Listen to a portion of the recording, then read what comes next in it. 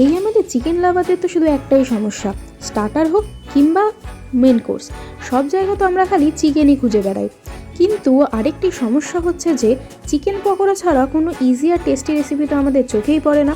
তাই ভাবলাম আজকের আপনাদের জন্য নিয়ে আসি সবথেকে টেস্টি এবং ইউনিক রেসিপি, গন্ধরাজ চিকেন ফ্রাই।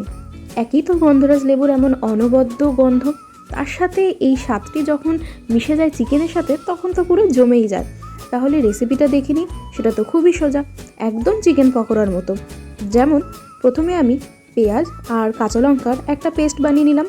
তারপর আমাদের রেসিপির মেন উপকরণ গন্ধরাজ লেবু, একটা বিশাল বড় সাইজের গন্ধরাজ লেবু নিয়ে চলে এসেছি। এবার গন্ধরাজ লেবুটিকে ঠিক এমনভাবে কেটে নিতে হবে। আচ্ছা, এখানে কিন্তু আমরা শুধু গন্ধরাজ লেবুই ব্যবহার করব না, তার সাথে অবশ্যই ব্যবহার করব গন্ধরাজ লেবু গাছের পাতা। যেরকম গন্ধরাজ লেবুর স্বাদ তেমনই কিন্তু পাতাটাও এর থেকে কম যায় না। এই গন্ধরাজ লেবুর পাতার কিন্তু একটা নিজস্ব আলাদা মানের স্বাদ আছে, তাই আমরা এখানে গন্ধরাজ লেবুর সাথে তার পাতাটাও নিয়ে নিয়েছি এবং পাতাটিকে ঠিক এই রকমভাবে কুচি করে নিয়েছি। তারপরে দেখতেই পাচ্ছেন নিয়ে নিয়েছি আমি কয়েকটা বোনলেস এবং বোনসহ চিকেন। এরপরে দিয়ে দিলাম সেই পেঁয়াজ আর কাঁচা লঙ্কা বাটা। তারপরে দিয়ে দিচ্ছি হলুদ গুঁড়ো, এরপরে দিয়ে দিচ্ছি স্বাদ মতন লঙ্কা গুঁড়ো। আপনারা আপনাদের ঝাল অনুসারে অবশ্যই লঙ্কা গুঁড়ো ব্যবহার করবেন। এরপরে দিয়ে দিলাম চটপটা হওয়ার জন্য চাট মশলা। তারপরে দিয়ে দিলাম জিরে গুঁড়ো। এরপরে দিয়ে দিচ্ছি একদম সামান্য পরিমাণে গরম মশলা। তারপরে দিয়ে দিলাম গোলমরিচ গুঁড়ো। এরপরে দিয়ে দিচ্ছি কাশ্মীরি লঙ্কা গুঁড়ো। এতে কিন্তু ঝাল হয় না, শুধুমাত্র কালারের জন্য এটি ব্যবহার করা হয়। তারপরে দিয়ে দিচ্ছি স্বাদ মতন নুন। এরপরে লাগছে আদা রসুনের পেস্ট। এখানে আদা বাটা থেকে কিন্তু রসুন বাটার পরিমাণটা একটু বেশি ব্যবহার করতে হবে। ব্যাস, আমাদের তো এখানে সমস্ত মশলা দেওয়া কমপ্লিট হয়ে গেছে। এরপর আমি এখানে ব্যবহার করছি টক দই। অবশ্যই এখানে টক দই ব্যবহার করবেন, এতে কিন্তু এই গন্ধরাজ চিকেন ফ্রাইয়ের স্বাদ আরও আসবে।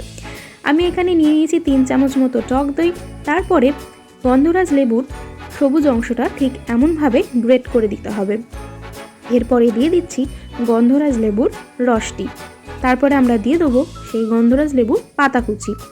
তারপরে আর কি, আমাদের তো 80% কাজ প্রায় এখানেই শেষ হয়ে গেল। এরপরে তো চিকেনের সাথে সব কিছু ভালোভাবে মাখিয়ে নিতে হবে। আর আপনারা যদি চান তাহলে ম্যারিনেট করার পরে চিকেনটাকে 30 মিনিট থেকে 1 ঘন্টা রেখে দিতেও পারেন। এরপরে অবশ্যই দিয়ে দিতে হবে বেসন। যদি বেসনের পরিবর্তে আপনারা কর্নফ্লাওয়ার ব্যবহার করতে চান অবশ্যই করবেন। আমি এখানে বেসন আর কর্নফ্লাওয়ার দুটো একসাথেই ব্যবহার করেছি। আর যদি কর্নফ্লাওয়ার না থাকে তাহলে তার পরিবর্তে আপনারা চালের গুঁড়ো ব্যবহার করতে পারেন মুচমুচে হওয়ার জন্য। তবে অবশ্যই কিন্তু চালের গুঁড়ো অথবা কর্নফ্লাওয়ার ব্যবহার করবেন, তাহলে কিন্তু চিকেন ফ্রাইটা আরও বেশি মুচমুচে এবং খেতে আরও বেশি দারুণ হবে। এরপরে সব কিছু ভালোভাবে মেখে নিলাম। দেখতেই পাচ্ছেন আমাদের এখানে তো ম্যারিনেশন একেবারে কমপ্লিট হয়ে গেছে। ব্যাস, এরপর আর কি, এরপর তো কড়াইয়ের গরম তেলে একে একে ছেড়ে দিতে হবে চিকেন পকোড়াগুলো আর অপেক্ষা করতে হবে যতক্ষণ না এইগুলো গোল্ডেন ব্রাউন হয়ে যায়। অবশ্যই কিন্তু এই সময় গ্যাসের আঁচটা মিডিয়াম টু লো হিটে রাখবেন। হাই হিটে রাখলে কিন্তু চিকেনটা ভিতর থেকে সিদ্ধ হবে না, অথচ বাইরের কোটটা কিন্তু পুড়ে যেতে পারে। দেখতেই পাচ্ছেন আমাদের এখানে কিন্তু চিকেনটা প্রায় ভাজা হয়ে এসছে এক পিঠ, তো আমি অন্য পিঠটা ঠিক এইভাবে উল্টে দিলাম।